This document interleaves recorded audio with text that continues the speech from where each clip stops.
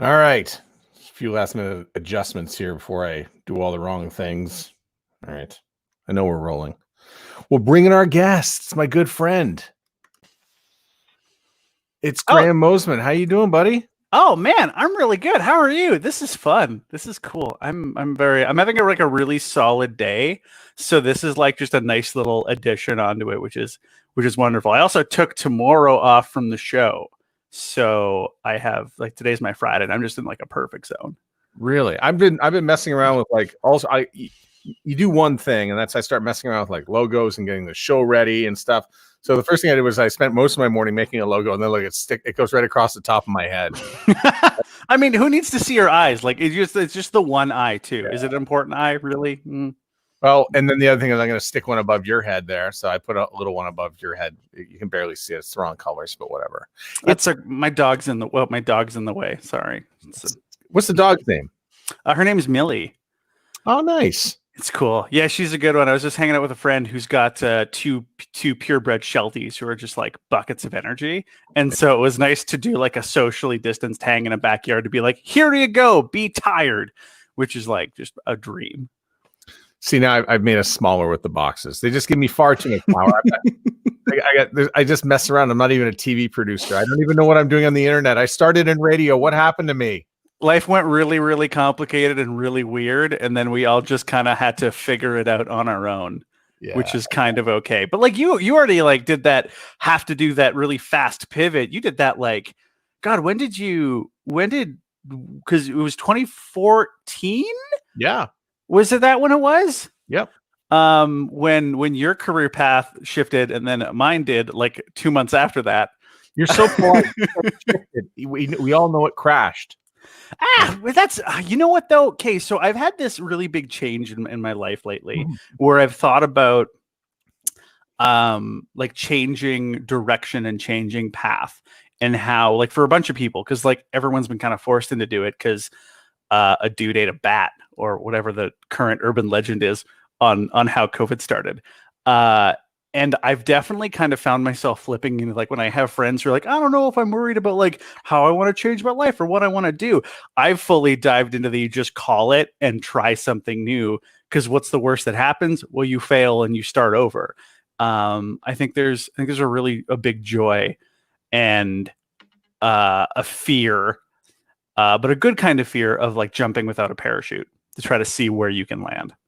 Yeah. And so just for context, by the way, the video you put out on YouTube and I think a few other places, just talking for about 11 and a half minutes about, 1 year without alcohol and why you made the switch and the change. And if we go back 6 months before that, I think you were on my podcast and we were talking a lot about therapy. We were also talking about like physical change. We were talking about whole bunches of stuff. So like 18. So in that time, since then, it's there's like this ongoing change, and so many people were afraid of change. Yet here you are changing. Now, one thing you haven't changed is your hat. No, I'm not changing my hat. I refuse. I'm not doing it. We're a terrible hockey team with we're actually good this year. That's not fair to say. This is just my general sadness as an Edmonton sports fan, is that we're generally garbage across the board. At least in my life. And I mean, I'm a sweet little baby. Like I was born in 92. Like I'm a sweet summer child, but I've only ever seen dramatic eras of failure for my chosen sports teams. I'm just getting a comment because I was messing with it, but Peter Anthony Holder said it looked better with the borders. I think this is what he meant. So I think so too. I like this kind of setup because I don't know if you did this, but like your setup's been pretty consistent. But I realized when I had to work from home more and like do more stuff online, I took time to like make a cute little setup and like have everything look okay. And then ruin it with extra cables because I'm not great at cable management. But I took the time to like have a cute little square. You've got a nice setup. I've got a folding chair in the background, which probably somebody is going to come by, a wrestler, and hit me over the back of the head with it. And then if I move my head in one direction here, there we go. There's a wine fridge. Yeah. I mean, look, you have a wine fridge or you have physical assault that you're being paid for. Either way, it's a win-win if you're in a place for it. Yeah. So tell me a little bit about the last year, and it goes back to when the Raptors won the championship, and you had too much to drink, and then you made this decision. And so, what's 1 year feel like? What's a short answer? Um, Rad. Like it's good, dude. Like it's funny because that night where I showed up to do my show where I was just gone. Um, that was a culmination of a really long period of stuff I think want to talk about. And even when like you and I talked on the podcast ages ago, a lot of the seeds were there for being an alcoholic. Like I think I don't honestly, so I don't remember a lot of what I said in the video because I sat down because I talked to boss Christian Hall and was like, hey, I think this is a thing I want to talk about. What can I say? What can I, what do you want me to talk about the fact that I was drunk on air? Can I say I was suspended for a week without pay so I could go to rehab and every 12-step meeting I could find? And his response was, sounds great, do it. And kind of like jumping without a parachute. That was kind of a thing because like I've talked about mental health so much on the show and at work and just in my life that it's I don't want to say it's become old hat because that sounds like I'm devaluing it, but it's a place I've really become comfortable doing it. And so alcohol was totally different because I like to drink. I really liked to drink. It's fun until it's not. So in those, in the few months, I'd say probably about 6 or 8 months leading up to when I showed up on the show wasted, it was very much like looking for an excuse to drink all the time. The drinking hours started earlier and earlier. And it's a shitty way to live, dude. It sucks. And for context, though, your shift at X92.9 is what? 7 to midnight, Monday to Friday. And I was probably blasted by about 5, maybe 6. Actually, previously before that, I had been written up for showing up to my show at 7, where my first break is at 7:05. So a lot of the time I was either drinking at home or out with a bud, and then I would show up right before the show. And then I had been written up for that. And boss was like, well, this is I assume this is a momentary lapse in judgment and I'm never going to have to see you in the office for something again. And I was like, yeah, totally. It's totally cool. 100%. And then I went home and I'm pretty sure like I picked up booze on my way home and drank it in the car and then drank till I passed out, as was kind of tradition. So, but I show up to work. I find out the next day that people had heard it, and someone was like, "Was that the first time you'd gotten blackout at work?" And I know it's not. Like I've been drinking at work probably for about 6 months, I'd say, to varying levels. Like it was pretty common that I'd have friends come to the studio, which wasn't allowed. And I would always be like, "Yeah, pick up some beers and we'll just like hang during the show." That was pretty standard. Then it all got real bad. And it was really lucky because when I got the text that like, hey, were you drunk at work at night? I had already downloaded a sobriety app on my phone that I reset every single night, like clockwork. I'd reset it. And the app is really good because once you do that a few times, it sends you like a little extra note being like, hey, you've reset this a lot. Here's a link to someone to talk about alcohol. And I was like, man, I'm not a drunk yet. Fuck you, app. Pardon my language. It's the internet. It's okay. And that was standard fare, and I was lucky I already had therapy built in that week for something else. And before I go to my therapist's office, you have to sit down and fill out this like little form, right? Of like, how's your brain this week? What's making you upset? What's making you not? This like kind of tick score. And it's funny. So Anne-Marie like printed it off, and she's my therapist and has been for 5 years now, which is amazing. She printed it off. I saw her like we have a really good relationship, so we can like laugh about a lot of stuff. She printed the form off, and then her face just kind of drops. And she turns it around and looks at me, and there's it gives you like a kind of color chart of how you're doing, and red is bad. And the whole fucking chart was just this wash of bright crimson. And so we sat down and she's like, you can just talk.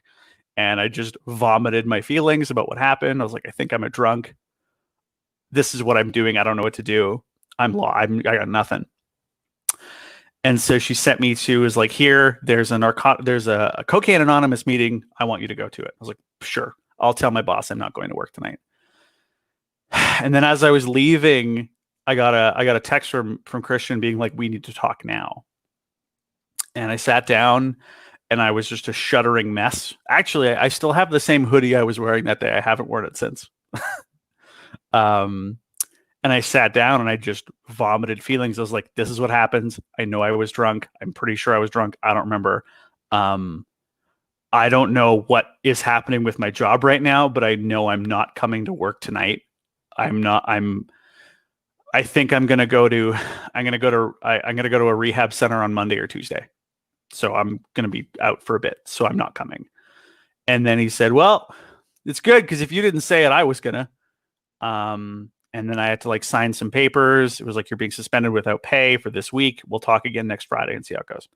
So I had to go sit down in HR, and I just cried talking to our amazing HR person. She's incredible. I feel like that's a lucky thing to have, to be like, I love my HR person, but I really do. We're really lucky at Harvard. We got a good one, a couple good ones. So yeah, I was off for a week, and that week sucked. Went to a meeting every night. Went to a rehab place here in Calgary. This one thing I do regret is I only went for a day, and I didn't want to do outpatient. And because I was set up with a company therapist that was just awful, that had told me that I was going to be sent away to an inpatient rehab in either Grand Prairie, Lethbridge, or Saskatoon. And I didn't have a choice about this. And I called my company, and HR was like, that's not at all what we're doing. We'll do it. We'll figure it out. So I didn't do outpatient, and I kind of regret it now, because it definitely like put my work through the 12 steps a lot slower. But I still got through it, and I just didn't drink again. Can you help me out on something that you said? Put my work through the 12 steps. Oh yeah, so I'm in AA. We have to maintain anonymity at press, radio, and films. This is the internet, so I hope that's okay. It is. What I'm going to do, though, I'm going to take out your last name, and I'm just going to call you Graham here. Perfect. Let's do that. That will. Yeah, so you got to work through 12 steps, and I'll be honest, I had delayed doing the steps for a long time. I'm only on step 4 right now. I just got a sponsor like a few weeks before COVID happened, and we were just starting our step work, and then so it's a series of steps you got to work through with another person, and you're never cured of your alcoholism, but it's like gives you coping tools. Oh, Drew Dalby, my ears. My cuss words. Let me see how it is. That's what he meant by my I figured it out now. Yeah. So like it you got to sit through and go through the steps, and once you go through your first set of 12, the idea is you practice the 12 steps every single day of your life after that to keep you sober and keep you in the program. Which is super cool. But like, yeah, I stalled on doing my steps. I didn't want to get a sponsor. And then I did get a sponsor, and it was like this light went off of being like, oh my God, this is how you hopefully continue in the program forever. Like having a sponsor to kind of work with and keep your mental health and keep you off of the bottle and do all that stuff. My sponsor said something I was really lucky, because I had done years of therapy before getting into the program of AA. So I was that probably helps, but also screws with me a little bit, because I have this extra sense of confidence of being like, I've worked on myself before, and how that's gonna kind of mess with me. And it totally did. He was right. So I want to dovetail this a little bit into the pandemic. Oh yeah, sure. Because there's something that you mentioned that I think is really, really, really, really super important. And that's the fact that when you're in this thing, there's like drinking that takes place at all sorts of weird hours. Your sports goes out the window. The things in people's lives that are standard are gone, and look, it's 2:00 and we can start drinking now. And you've noticed sales, and at least you mentioned the sales in Alberta have gone up, and they've gone up everywhere. In Manitoba, where I am, same thing. So you had an observation about that. Yeah, and that one really hit me. Because Dr. Hinshaw, who's our provincial chief medical officer, had said that Alberta Liquor. It's funny because I in the video I called it the Alberta Liquor Control Board, which hasn't existed, I think, for 20 years. But for whatever reason, that's the language that's baked in my brain. But yeah, the group that handles booze in the province is running out of liquor, which is amazing when bars are shut down. Like that's terrifying to have them run out of certain things. Because like, yeah, what do you do, dude? Like, I guarantee if I was still drinking and I didn't have like the spiritual kind of more comfortable place I was in now, God, I'd be wasted every day. For sure. Like, no question. Because what do you do? Like, what else? It sucks. Like, everything's weird and scary, and everything that it's consistent changes. It's kind of like being perpetually camping, where it's like 8 a.m. and what else do I do today? Well, guess I'll sit by the fire and have a beer. So I'm marking that down. Perpetually camping. That's what the pandemic's like. But we're camping in our same places with better food. Not that, because I know this sort of like, I think it takes a year to go around the track to sort of get involved with anything, whether you're starting, whenever you start anything new or there's any form of change. So one of the things that I'm hearing from some of the people I know in AA is that they are much better equipped to deal with the pandemic than the rest of us because, and you're nodding your head, because they're taking it one day at a time anyway. That's all you can do. I mean, you say at, it's at least in my home group, it's most people sign off of their share with have a good 24 because it's all we got. I can't say that I won't drink tomorrow. I can't say I won't drink next week. I hope I won't. I'm confident-ish that I won't. But I do know that I can go until midnight without drinking. I know that I can do. And then I start the process again tomorrow. And I that's been a real gift. The social isolation is a big one, but being in a recovery group, you do become a family. You see the same faces. You get to, it's a friendship family club of self-betterment. That's what it is. So you have an extra social outlet built into your day already. And I've been really lucky because I found a lot of online meetings that are really good. I know I've had a few people reach up, be like, the program's online now? Yeah, it is. Oh yeah. You can find it. It's good. Comment here from Mark Nesker, who's weighing in. He's hired me. He fired me for my first job. And he owned it too. Oh man. Hired you for a reason. We always didn't. Oh my God, we didn't. I was such a dick, Mark. Dude, I don't know how you hired me because I was such an a-hole. I mean, I'm getting better, but hearing John Tesh on 90% of stations. I actually want to get John Tesh on this program at some point.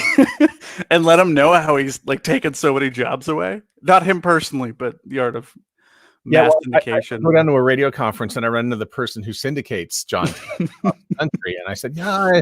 So, there's so many people I've just spoken to. Yeah, we got to get you on the podcast. I said, and so I've had this sort of running thing about I'm going to have John Tesh on this podcast, and it's been going for about 2 years now. But that's okay. There's a few other people who I'm up to year 3 and year 4, and I can only bring 52 on every year. And so that's funny. My this is my pandemic exercise is just bringing back guests who have a story to tell or want to continue their story from the podcast, and that's why I brought you back on because. You mentioned Anne-Marie. We talked a lot about therapy and Anne-Marie on, when we did our podcast about 18 months ago. And I thought that was great. And we've had a few people come on the show and talk about, battling, whether it was depression or alcohol, and the demons out there, namely, Gruff that's one of the most downloaded episodes we've had.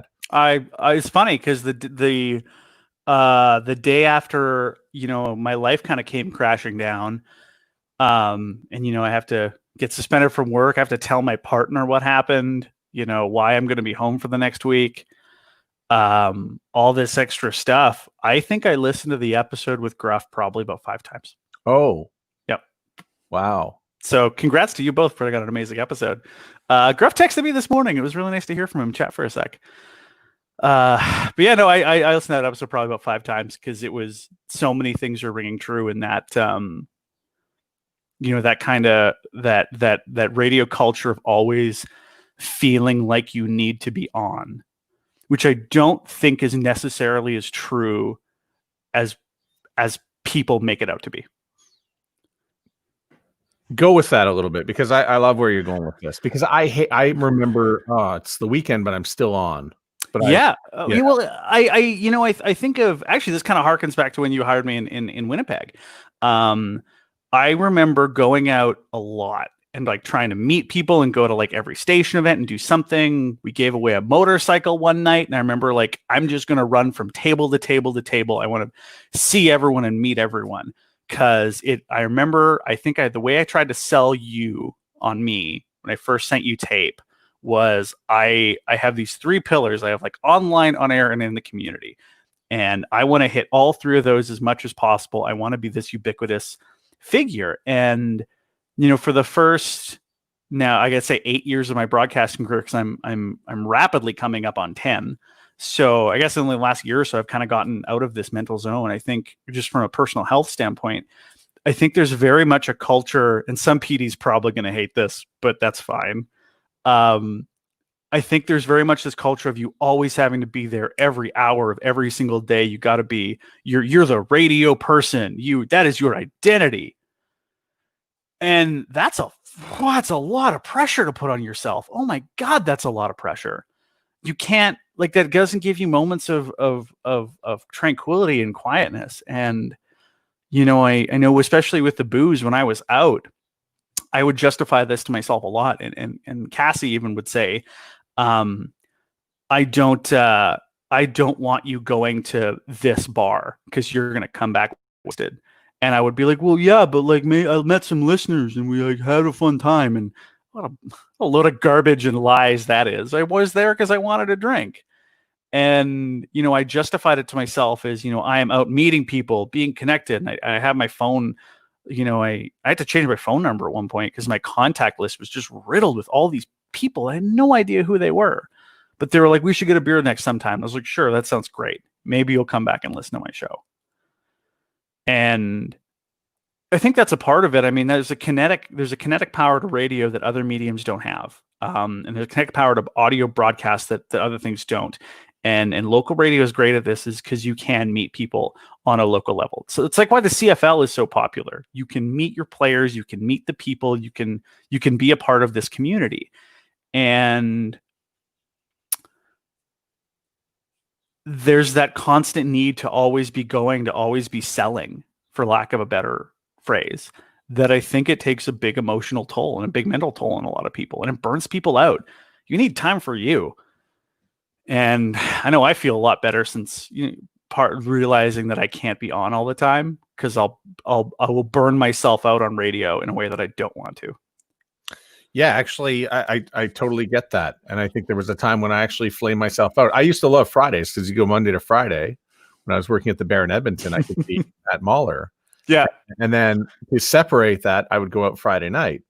And then Saturday morning, I could, knock off the weekend. Yeah. And then go back to the persona on Monday. But, that was before social media. See, and I almost wish I not entirely, because one of the things I'm proud of is that I think throughout my career that I've tried really hard to always be myself and to be a real human. It's something I'm really proud of that I hope I've been able to accomplish. But there is a certain sense of being like having that different name, having that different personality. I mean, especially now, especially with millennials and Gen Z, people see through the bullshit really quick, like lightning fast. They see through it if you're not genuine. So yeah, a part of me definitely wishes I had at least had like maybe a different name to try to separate some of that. But yeah, at the same time, I think that's a short-term solution for a long-term world that we all hope to still exist in as radio. as everything does, adjust and changes, not just with a pandemic, but with changing listening habits and changing accessibility of broadcast, and different options of how to consume entertainment, because there's so much entertainment. Oh my God, it's amazing and exhausting. Okay, so what are you seeing out there being at X92.9, which is marketed as, you can connect with us on FM, but also through smart speakers and also through our app and also streamed on the internet. And so do you have any numbers or facts, anything juicy you want to share for an avant-garde radio station like X92.9? I mean, Christian can say the numbers better than I can, but I was blown away. We just did kind of like a pandemic kind of rundown, and I was blown away at how many people are listening to us on smart speaker. Like radio FM, still the big one. Obviously, people still got to drive, but our smart speaker numbers are really cool, and it's definitely changed how I try to present the show. Because I know it's like kind of baked in language of when you're talking to a human being. By and large, they're going to be in their car. In the before times, they were pretty much always in their car. And I've definitely even had to change. I've tried to change my language to be like in the car or garage or in the kitchen or whatever it has to be, and not just limiting it to this one singular place where still a lot of people are probably listening to you there, but it's trying to like open up the scope of who you're talking to a little bit more. It's kind of like a very specific answer for, and this is a pet peeve of mine. I don't know if everyone else feels this way, but when I hear an announcer say, "Oh, you guys," or "all you out there," it drives me up the wall, and I can't do it.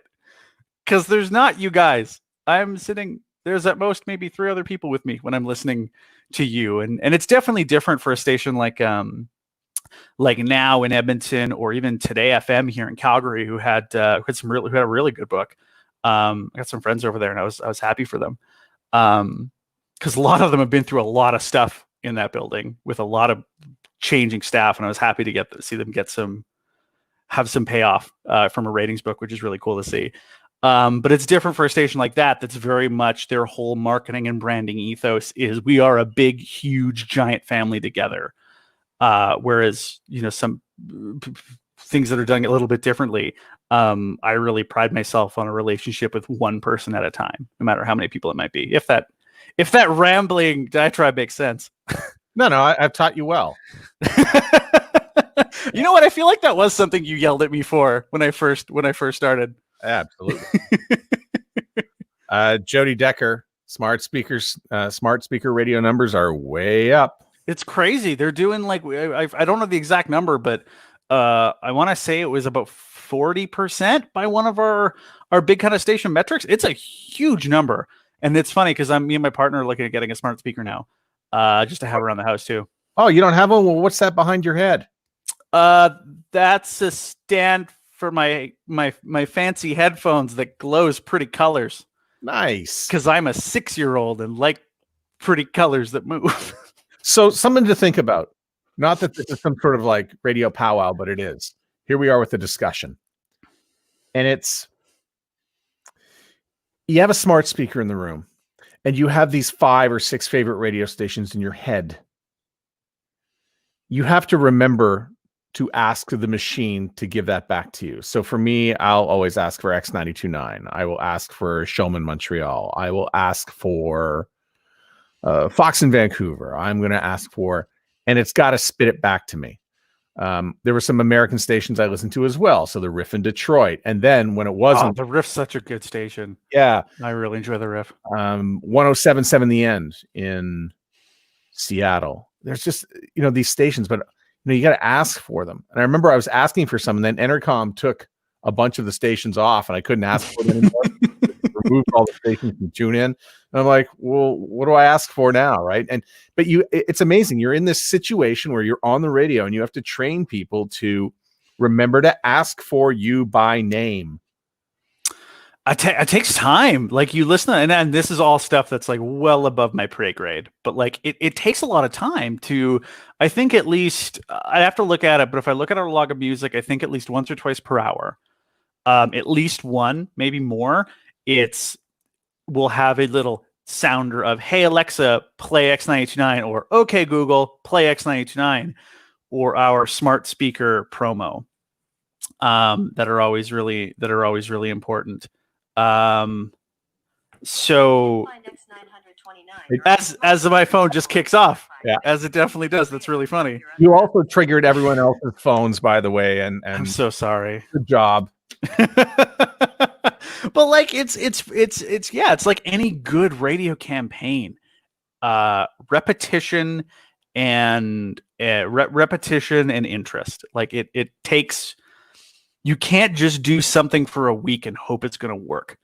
Because if you're looking for instant responses on a time, especially now when listening habits are so drastically different, you're going to look for an answer and you're not going to get one.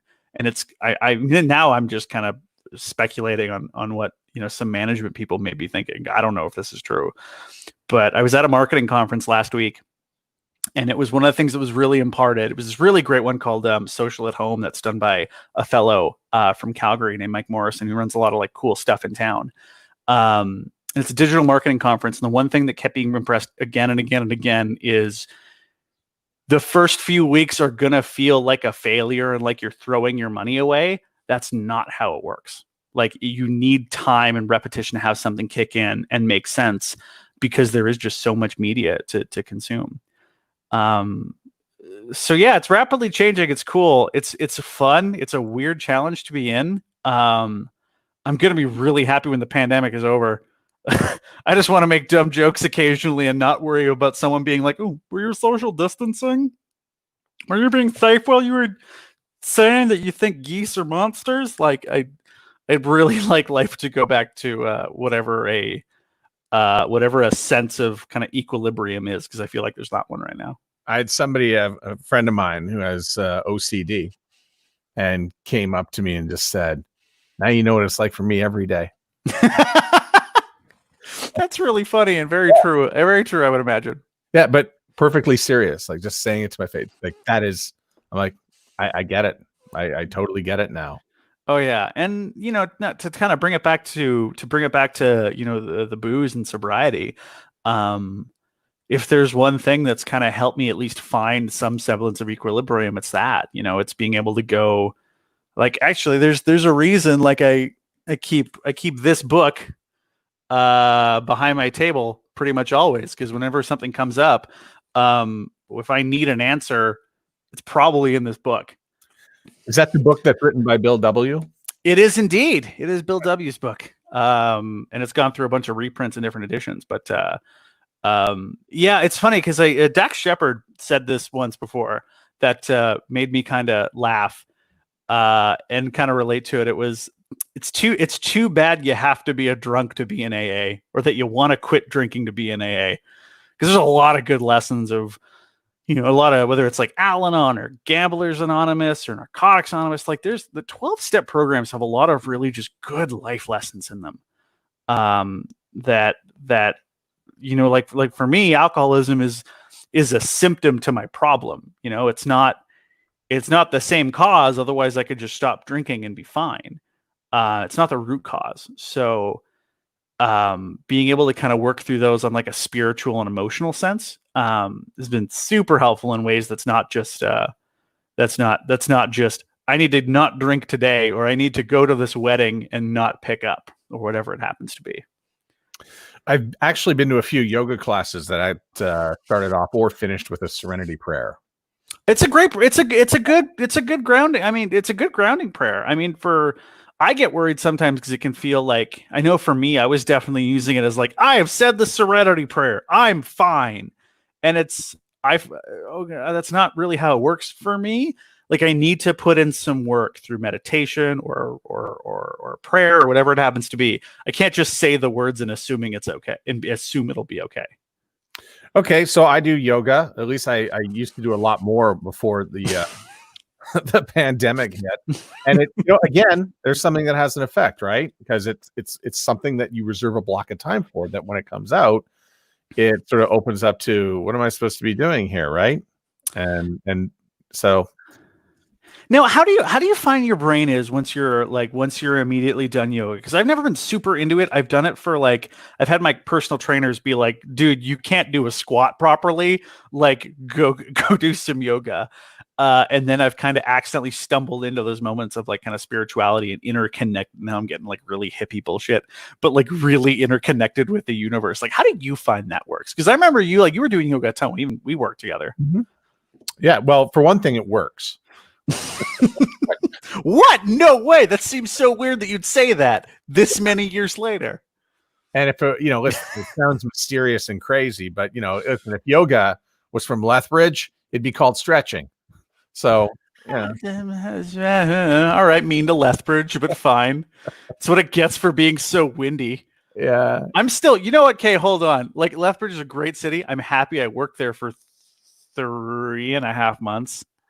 If it was that. But fuck that town. I'm sorry I'm swearing. I lost, I think, $35 in coffee mugs, coffee cups being blown off my hood. I would get out of my car, I'd put my coffee in my room, and then it was gone. I was so mad.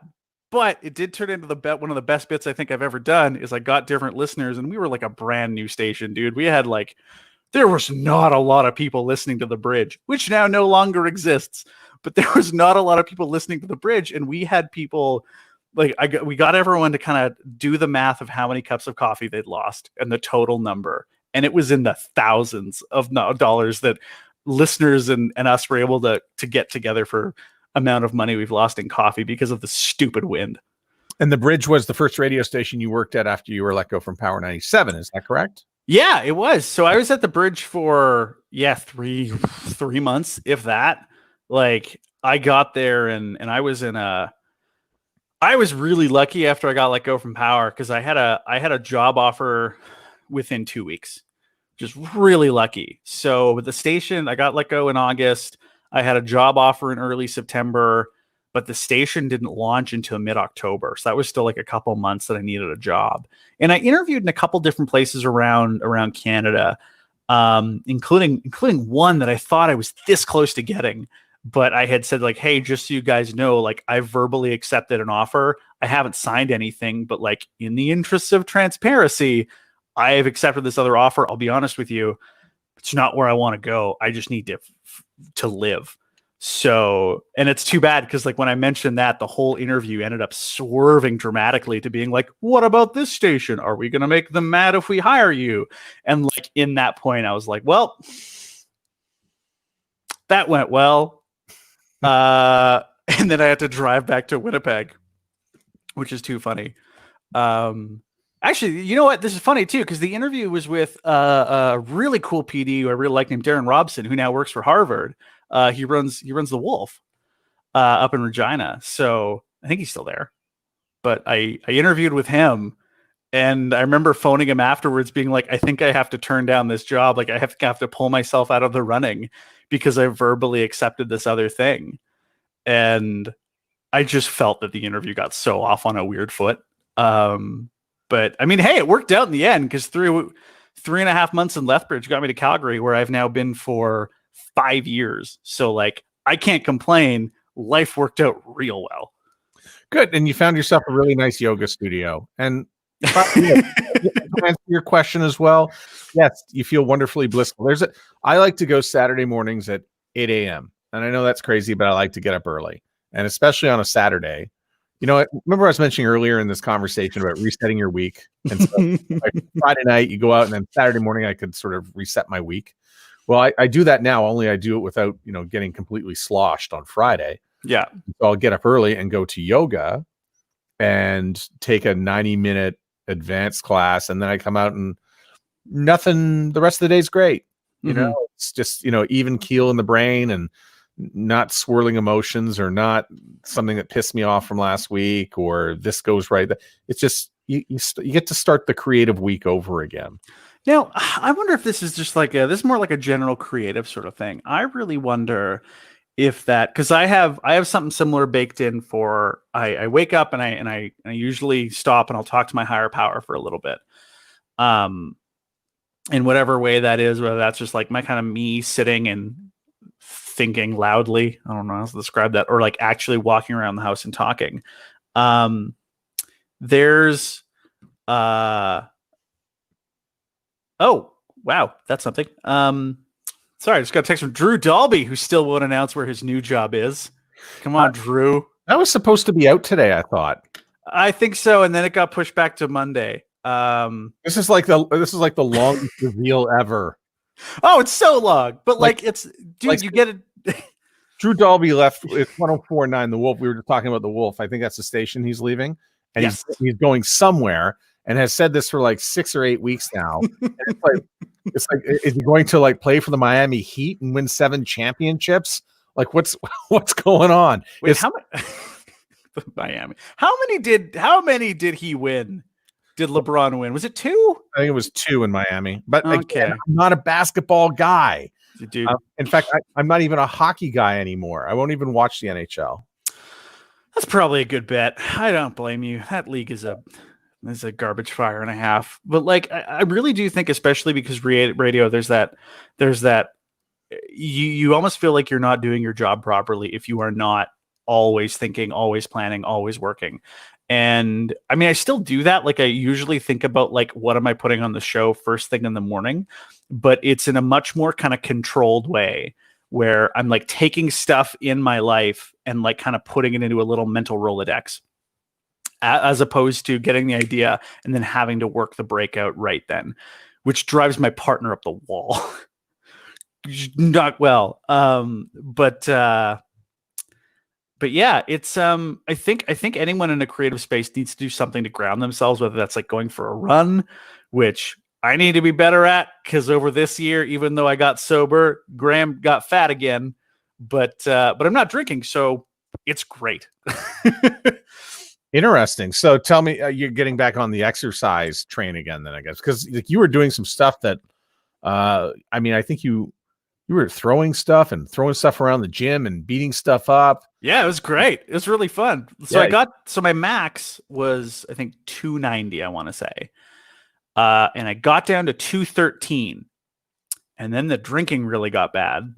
And then I went up to about 220.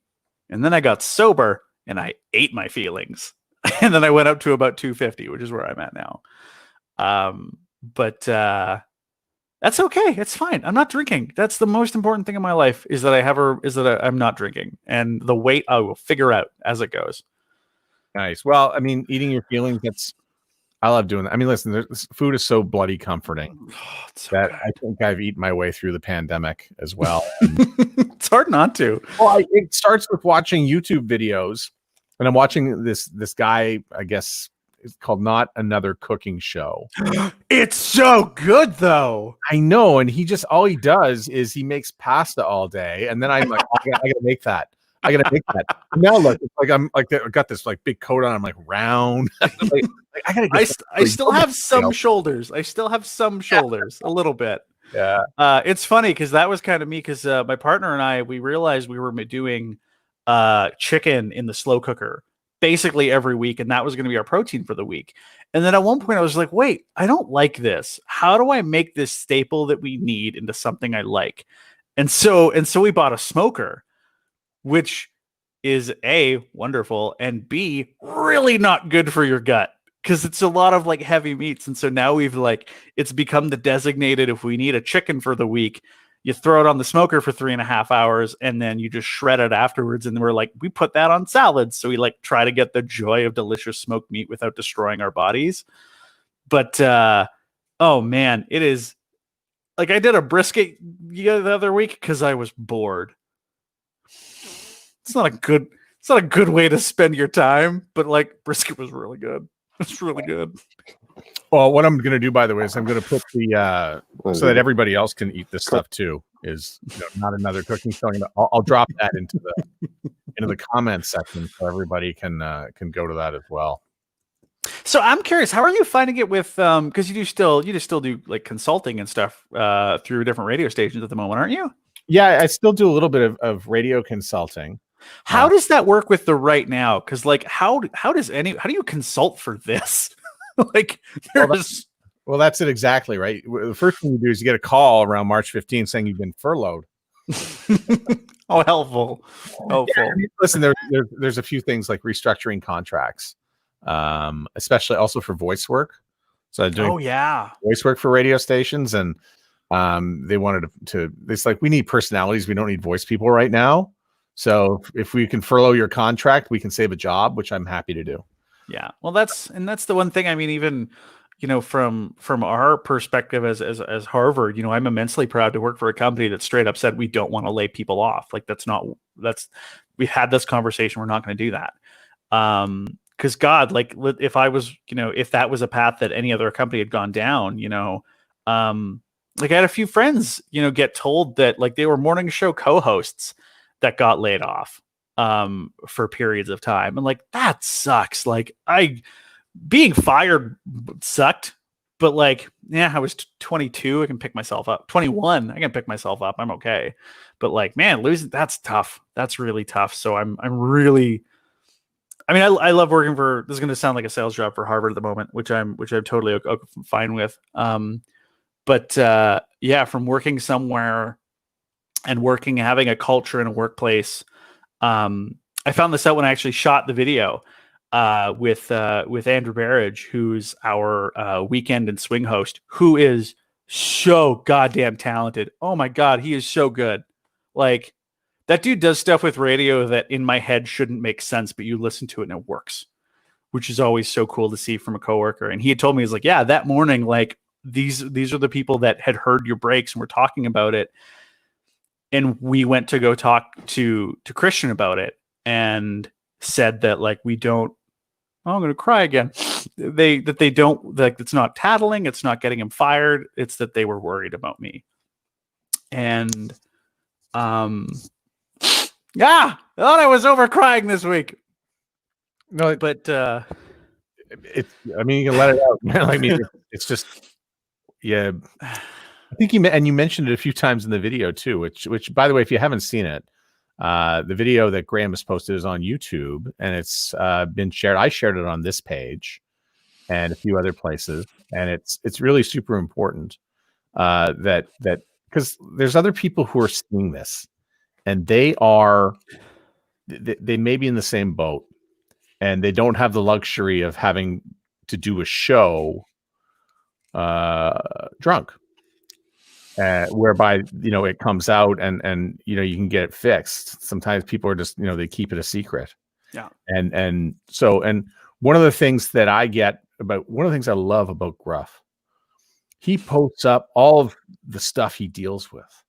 And, you know, one of the things that he does is, I had a bad dream last night whereby ... And I will reply to him with I'll analyze his dream. And it's something but it's something that I do.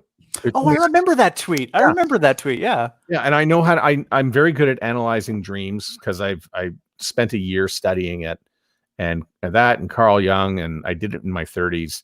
And, you know, I just find it fascinating. Dreams are a wonderful healing mechanism that when he gets up, he wakes up. I feel this way with that. I said, don't panic. This is what it means. This is what this means. This is what this means. And this is what this means. And now you can go on with your day.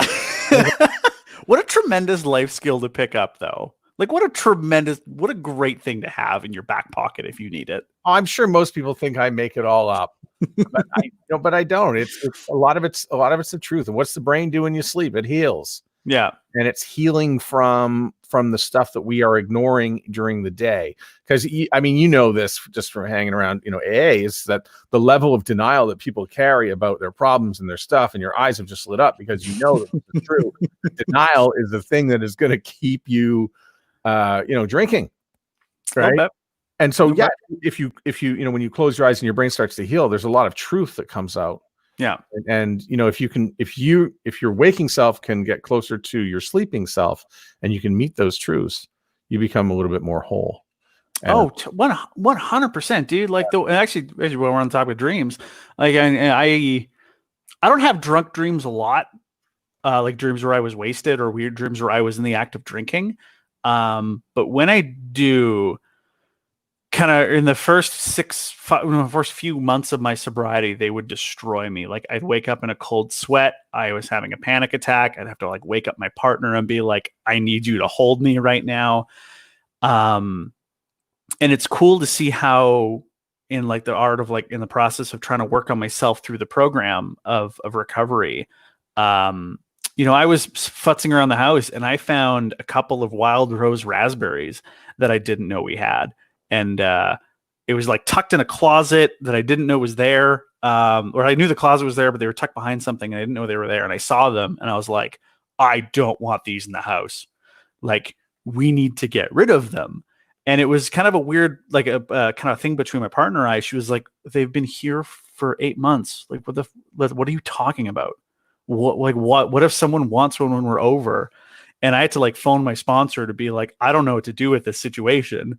And it was super helpful because he was like, get rid of them right now. They need to be out of the house and gone. And I came upstairs and Cassie made me goddamn cry because I came upstairs. I was like, can we dump these? She's like, oh, I already did.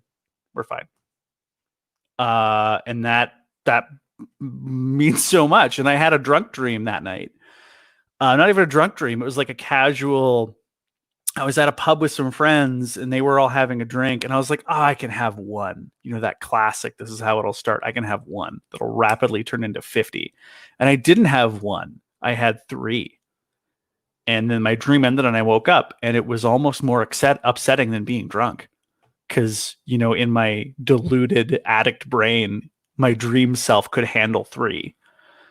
Which I know was not true. And so I woke up like a little upset and I talked to my higher power and, messed my sponsor. And, but I was a lot better about it. I didn't have the major mental breakdown that I did previously.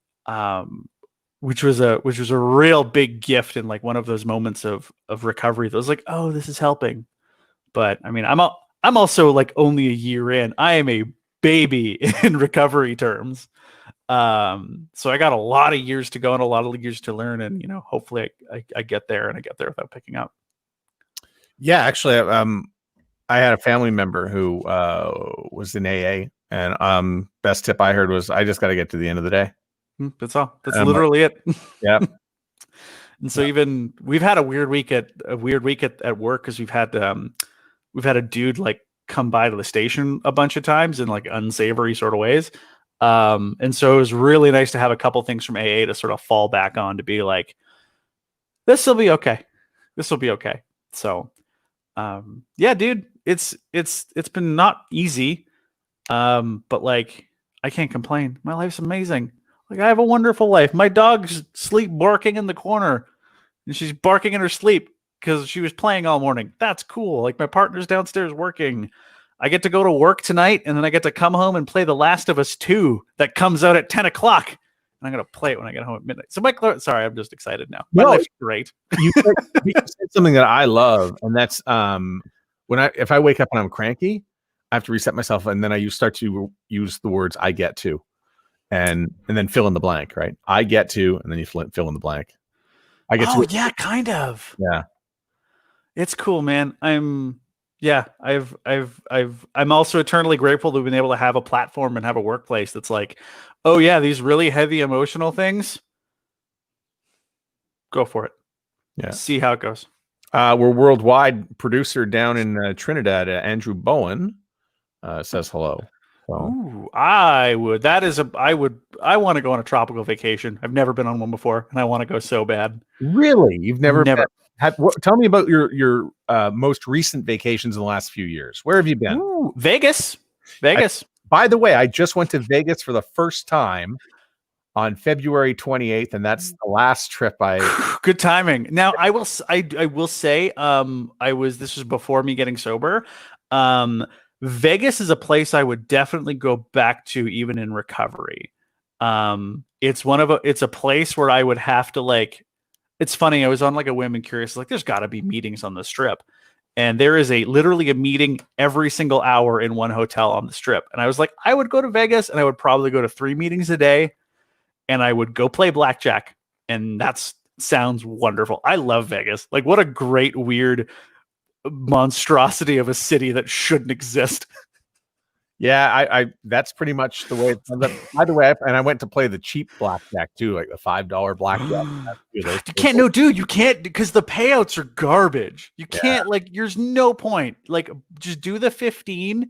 It sucks, but it'll work out occasionally. So, and then I did, my partner and I went on a trip to Seattle, which was fun. Went to a Mariners game, and then we went to Vancouver, BC for a bit, and then on the island. It was one of the best vacations I ever had, and I did the whole thing sober, which is really, really, really cool. And if you get to do the Caribbean trip, Trinidad and Tobago, you've got an island tour guide, because Andrew Bowen said when we open up, come on down. He's going to be the tour guide. I don't know the radio station he's at, but he's a wonderful producer. Well, reach out, Andrew. Like, both Cassie and myself want to go somewhere tropical. Well, that's a good spot right there. I only have one joke about Trinidad and Tobago, and that's we were in Edmonton at Commonwealth Stadium, and Canada was playing against Trinidad Tobago. It was CONCACAF qualifying, and I'm like, we've got to be CONCACAF game. They had a CONCACAF game. That's cool. We've got to be able to go to the World Cup, right? Yeah. So you got to win your home games. And you got to maybe tie on the road and fudge a couple out and get to the top of the table. And, we're going to go to the World Cup in '98 in France, and it was all going to be good. And I had it all worked out and went to the game. And I think the player was Ashley Cole, who was playing for Manchester United on that fantastic soccer team at the time. And he wound up scoring once or twice or something. And we were losing 2-0. And it was me and Jake Daniels. We went to the game together, and, he spent the whole game reenacting the Simpsons scene where, come on, you schnorrs, do something. See, now I thought you see your favorite soccer stars: Abruzzo, Aburissimo, Paparazzo, Piazzamo, Aliaga. Oh man, what a great all-time bit. It's funny. Soccer is one of those things I want to get into, but I never really have. Yeah. Which is too bad. And the next day on the air, we kept saying we lost to the Toboggans. That's awful. You're terrible people. How do Canadians lose to Toboggan? That's a very, that works in what, 98? I don't know that works now. Probably not. Hey, listen, we said things on the air that I would be roasted for today, but everyone thought it was funny. And I laughed. It was funny, but today it's just not funny. Yeah, well, probably. It's so funny. That's one thing that's been really interesting, is learning how to. I realize this as everything has been kind of happening to kind of turn it back onto how to broadcast now. I blew it. Ashley Cole was English. It was Dwight York. Thank you, Andrew Bowen. I can't get it right. That's really funny. It's saying a black person. I've never used the phrase to describe someone black on air before. And a guy that actually used to work in radio, he's a stand-up comic. He's like, the best thing about, if there is a good thing about this whole moment of unrest, it's that white people are saying black person for the first time ever without talking in hushed whispers, because as a person of color, I am sick of it. And the fellow that said that, I was like, that's interesting, and that's really fair. It's really I say as a incredibly pasty man. So with that said, when you go to air, what is the tone of going to air in this era? I mean, we've already talked about the COVID part, but now you've got a lot of unrest, and you've got a lot of people asking questions and taking a look around, whether it's their workplaces, their content, and what they're doing. Have you given any thought to that?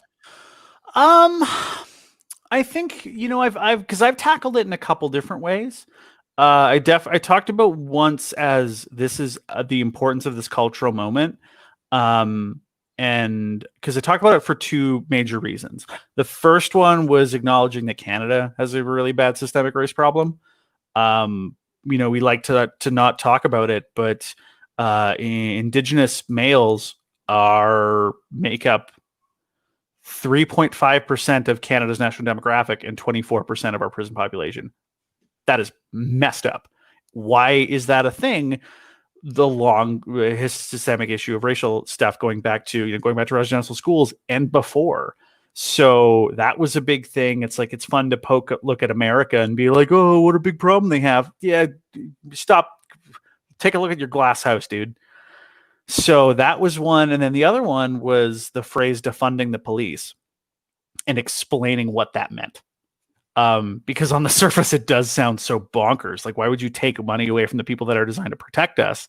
Well, it's an inflammatory phrase. Here's what it actually means. So I think it's come from more of a place of acknowledging my own, like where I've kind of come from in this conversation and where I've made mistakes. I mean, I made a comment. I remember if it was on air and on Facebook, because when I was working in Grand Prairie, but I said something that was incredibly racist towards Indigenous people.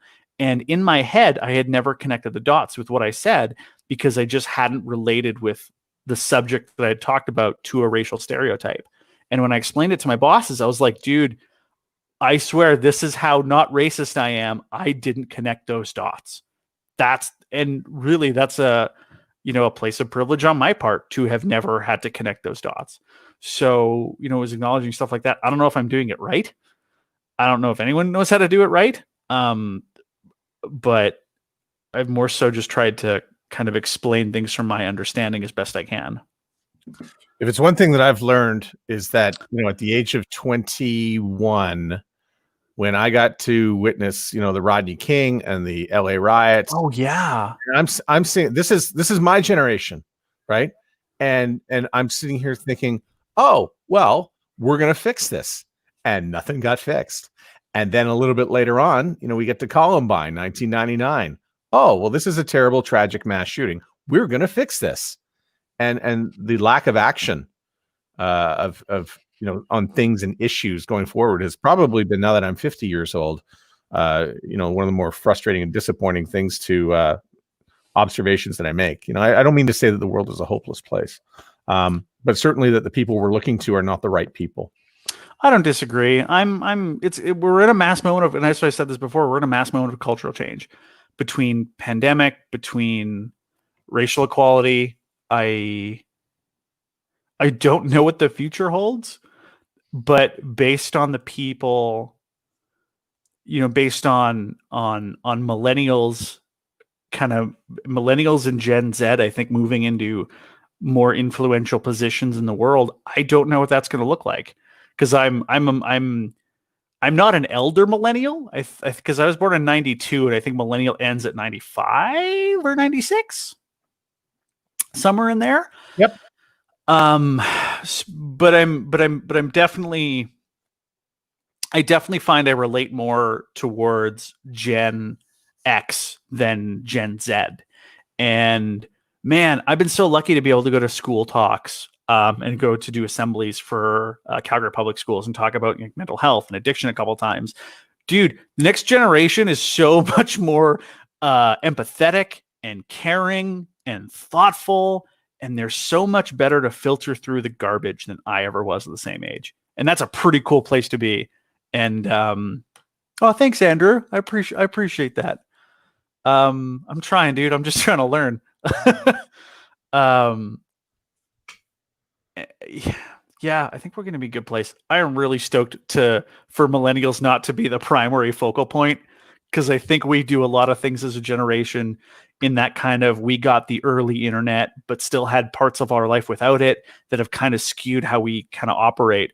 And Gen Z has just been there the whole time and can filter through it all. And I'm stoked for that. I'm so excited for that.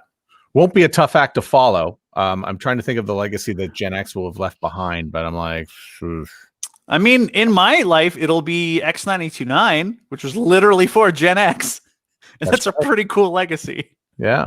Well, and we get to hear you 7:00 in Mountain Time. We can just ask for it on the smart speaker. It's X929. Whatever your device is of choice, just to play it. You're there. We love having you on. Had you 18 months ago, you had a very powerful podcast episode, and now you've extended it with this with your video you put out. I didn't know that. I don't think anybody's supposed to know about your trip over the last year and where you've gone and where you're going, and I think it's fantastic. I'm so proud of you, and I'm so proud that I got to be somebody who got to hire you way back when you were 21. Make me cry, man. I know, but you should try over that. No, I honest to God, I'm so like, when you make hiring decisions, like, you get the right guy. Yeah, I got the right guy. He was, totally the right guy for, to come to Power 97 at the time. And then, you came from Grand Prairie, you were on your way to Lethbridge, and then you found your way to Calgary. And I just love where you're going with this, and you're seeing on and doing all the right things. And anytime, you come to Winnipeg, if you get back here for anything, we'll set you up with some yoga. And sounds wonderful. Yeah, no, Winnipeg's a town I want to come back to again when life is over. It was funny. I was reading an article from Melissa Martin, who's an incredible writer for the Winnipeg Free Press. What a fantastic writer she is. And I was reading stuff about Winnipeg, and I was like, God, I was only there for 6 months, but that city left such an impression on me as a growing person. Because I think as a young, with everyone, I think of really big growing times in your life, 18 to 22 and 18 to 23, and then 23 to 30, I think are two huge moments of growth and development. And my time in Winnipeg really impacted me on a substantial level, and it's a city I have a lot of love for. I was so happy when the Bombers won, dude. I was so happy. I was so happy for them. Yeah, finally, that took 30 years. Yeah, that's not that bad. It's fine. It's only a super long time. Although I still remember, do you remember when we ran a promo that TJ wanted to call Show Us Your Willie because the Bombers had just signed a quarterback from Saskatchewan that was supposed to be great, and he was garbage. He was terrible. Drew Willie. Yeah, the Drew Willie era for the Winnipeg Blue Bombers. Oh, man. There have been many eras. That was a bad one. But yeah, no, I have a lot of love in my heart for Winnipeg, and I'd like to come back again soon. If we do, let's go to yoga and then go have a burger. Because I'm always in the hunt for a good burger. That's right. I took you for burger. I think we went to New Burger. I think we did. About a half hour after you got fired. Yeah, about that. Sounds about right. Like a good burger to kill your feelings. Hey man, it happens. So I'll get back into more yoga and try to get myself back down to about a 213 before I come visit. All right. Hey, thanks for doing this. I don't even know why I do this, but by the way, if anybody did make it this far to the end, please subscribe to the YouTube channel, just because that's what sort of drives the boat on this stuff, right? Yeah, like and subscribe. All right. I'm a YouTube now. Thanks, my friend. Thanks so much, dude. This was so much fun. Stay safe and healthy, and I'll hopefully chat with you soon. All right, man. Bye-bye.